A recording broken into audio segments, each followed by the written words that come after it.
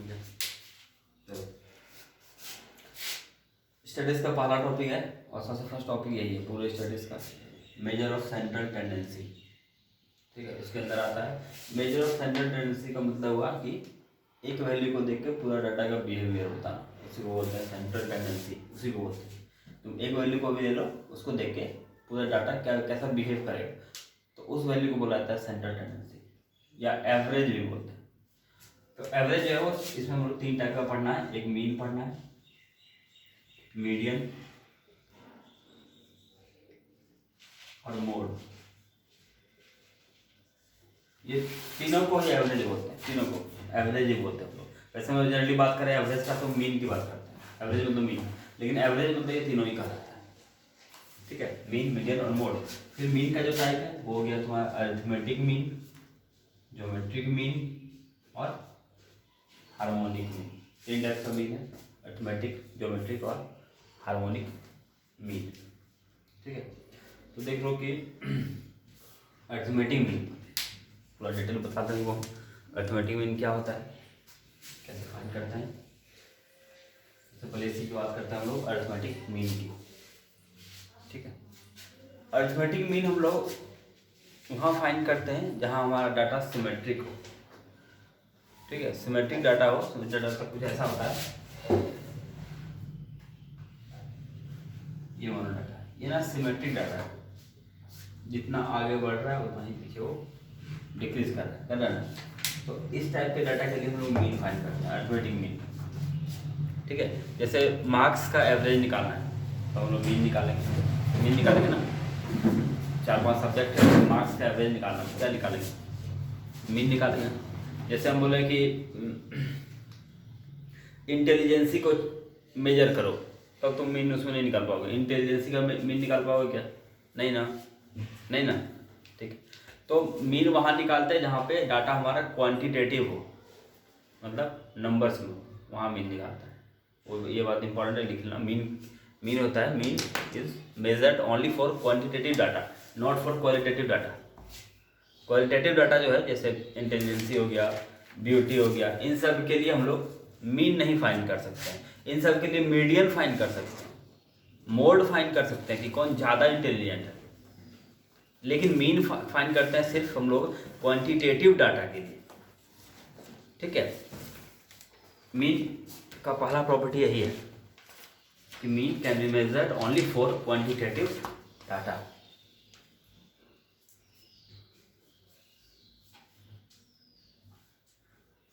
उसके बाद arithmetic mean का और प्रॉपर्टी क्या है, तो अरिथमेटिक मीन जो होता है वो आउटर डाटा से, कोई अगर हमारे पास मान लो कि कुछ ऑब्जर्वेशन है उनका मीन अवेलेबल है हमारे पास, तो अगर आउटर डाटा और डाल दें, मान लो हमारे पास 5 सब्जेक्ट है जिसका एवरेज हमें पता है, छठा सब्जेक्ट का एक और अगर मार्क्स ऐड कर दें तो एवरेज क्या होगा, चेंज होगा या चेंज नहीं होगा। तो आउटर डाटा से मीन जो है वो फ्लक्चुएट होता है, उसको बोलते हैं फ्लक्चुएशन विद सैम्पलिंग। तो आउटर डाटा से मीन क्या होता है, फ्लक्चुएट होता है, मतलब मीन डिपेंड करता है किस पर, आउटर डाटा पे। ये भी इसका एक प्रॉपर्टी है, लिख मीन। ये सारा पिछले वीडियो में बताए हुए हैं, फिर से बता रहा हूँ, रिपीट करते हैं फिर आगे पढ़ेंगे इसको। Mean is affected by outer data.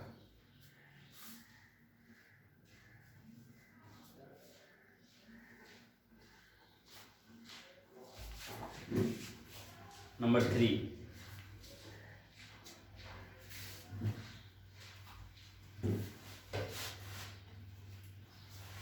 Number 3 में है mean depends upon both change of origin and change of scale.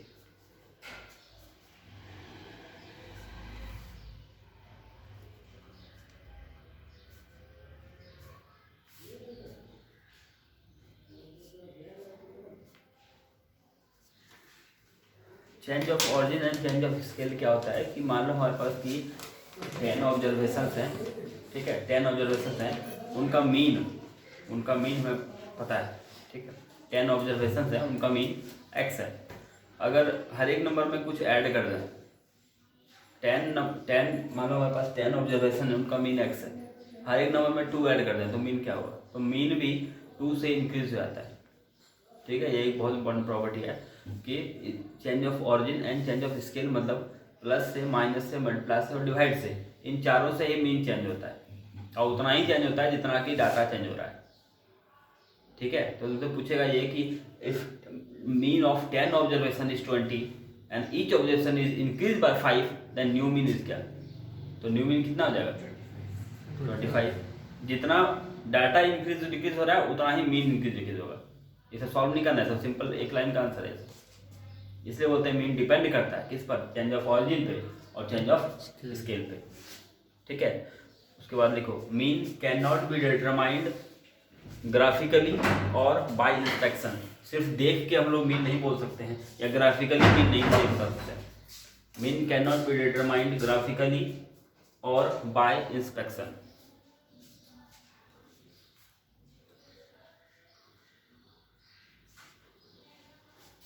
अब है how to find mean, arithmetic mean कैसे फाइंड करेंगे हम लोग। तो अरिथमेटिक मीन फाइंड करने के लिए अगर हमारे पास अनग्रुप डाटा, अनग्रुप डाटा मतलब इस टाइप का डाटा अगर है 4, 5, 7, 8 इस टाइप का अगर डाटा है हमारे पास, तो इसका मीन होता है sum of x by number of terms. ये हो गया मीन हमारा, x mean equal to sum of x by N.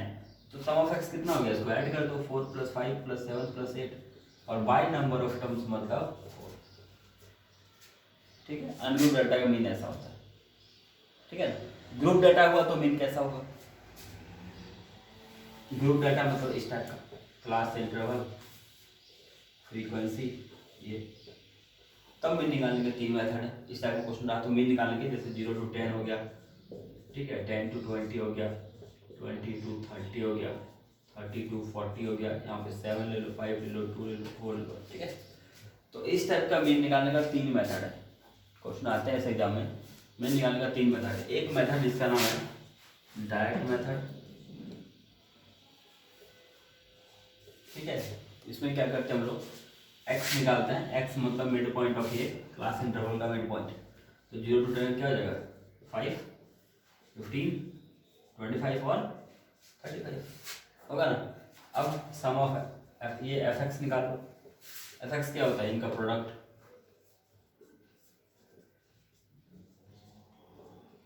अब इनको ऐड कर लो तो मीन हो जाएगा sum of fx by sum of f, sum of fx by sum of f। ये मीन निकालने का एक सिंपल मेथड है। ठीक है, सेकंड मेथड बताते हैं इसका।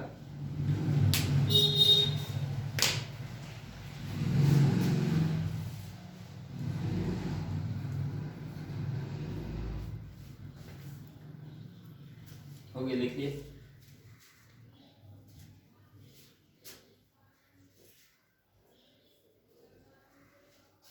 लिख लिया ना।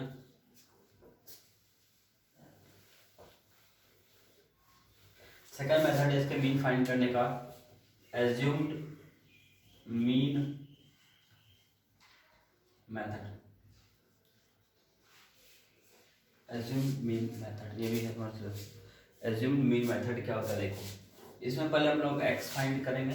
x तो वैसे ही फाइंड करेंगे, 0 to 5, 15, ठीक है, 25 एंड 35। फिर यहाँ होता है x माइनस ए, बुक में x माइनस डी भी लिखता है, x माइनस यू भी लिखता है, x माइनस ए। अब ये ए क्या होता है कि इनमें से किसी एक को ले लो, उनमें से माइनस कर लो। जैसे मैंने 15 को लिया, ठीक है, 15 से सबको माइनस कर लो, -10, 0, 10 एंड 20। ठीक है, अब f को x से नहीं उससे मल्टीप्लाई करना है, f इंटू एक्स माइनस ए। तो 7 इंटू 10 -70, 5 0 0, 2 10, 20, 4 20, 80 ऐड कर लेंगे, 10 20 30, है ना। So answer is a plus जिसे माइनस किए थे plus sum of f i into x minus A by sum of f i. F i का सम हो गया फ्रीक्वेंसी का सम, ए हो गया जिससे मैंने माइनस किया था, और ये तो सम। ठीक है, आगे समय एज्यूम्ड मीन मेथड।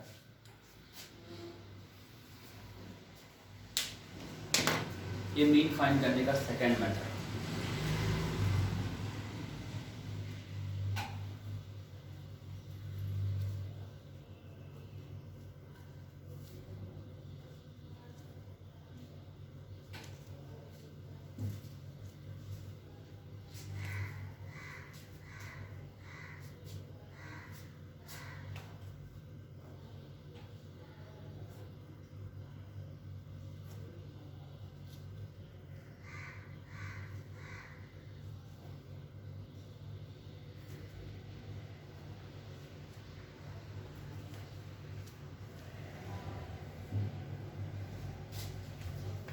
हो गया।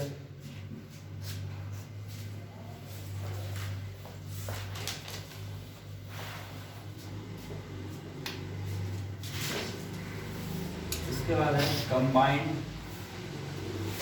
मीन।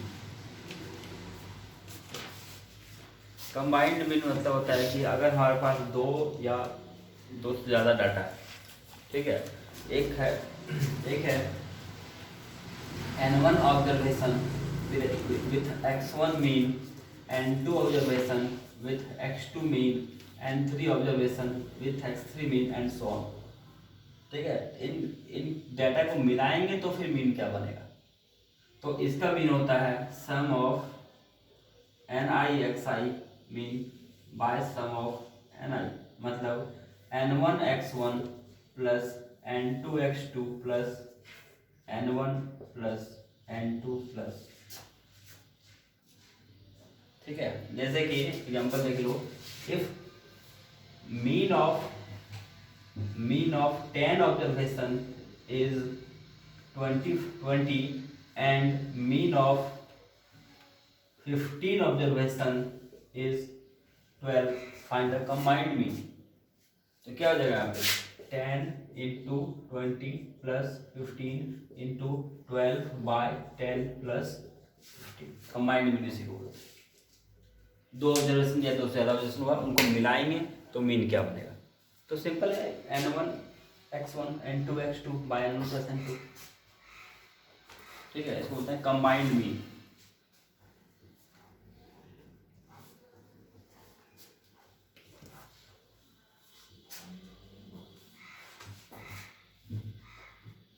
मीन का एक और प्रॉपर्टी लिख लो, sum of the deviation about mean is 0। Sum of the deviation about mean is 0, मतलब ये sum of x minus x mean is equal to 0।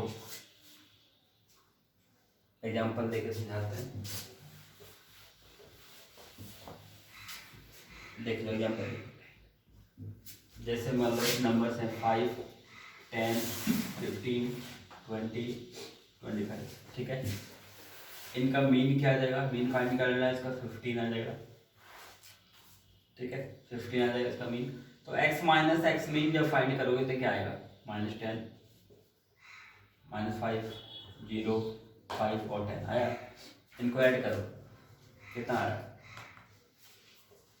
0 आ रहा है।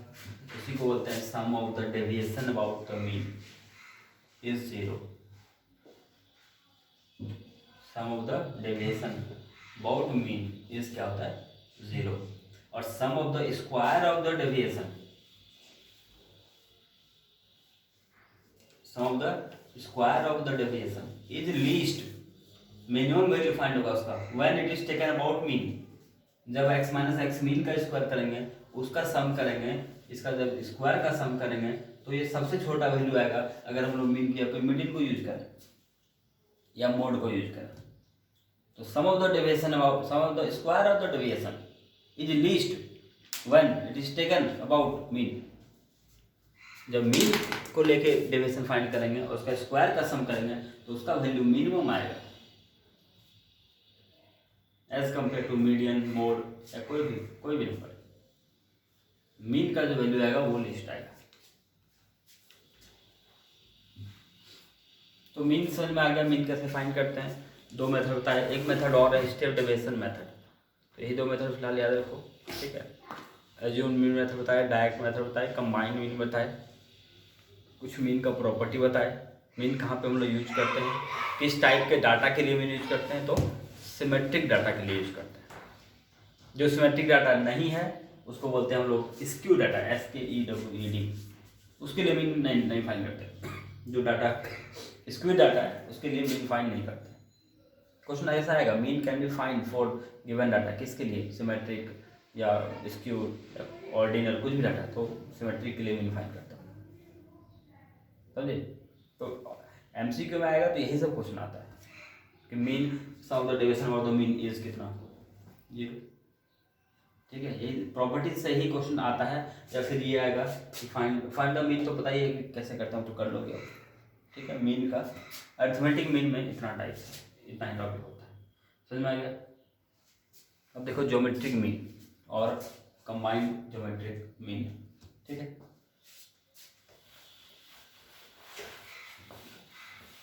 ज्योमेट्रिक मीन कैसे फाइंड करते हैं?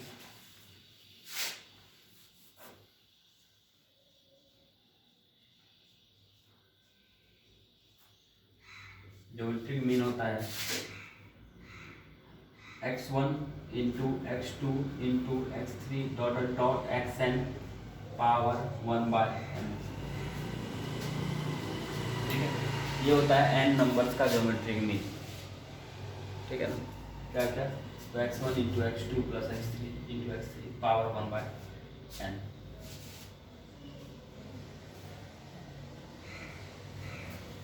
हो गया। Combined geometric mean n1 into log g1 plus n2 log g2 by n1 plus n1 observation है with g1 geometric mean, n2 observation है with g2 geometric mean, तो कंबाइंड ज्योमेट्रिक मीन होगा n1 log g1 plus n2 log g2 by n1।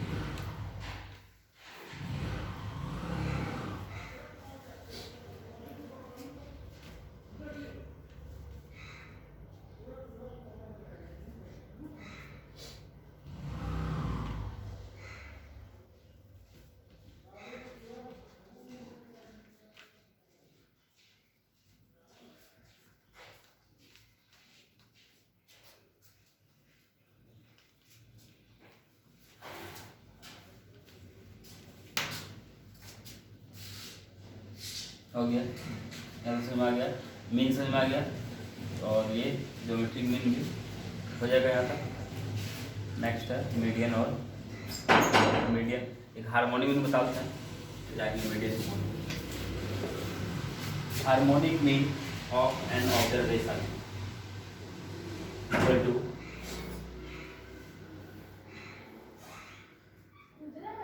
1/x1 1/x2 1/x3 1/xn HM of an arithmetic mean।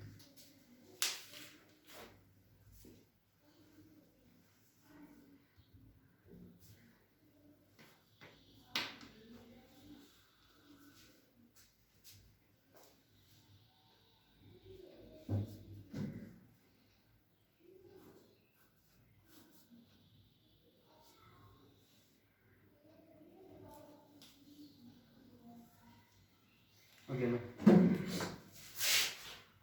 चलो next करते हैं, median है mode. ठीक, next class में median और mode.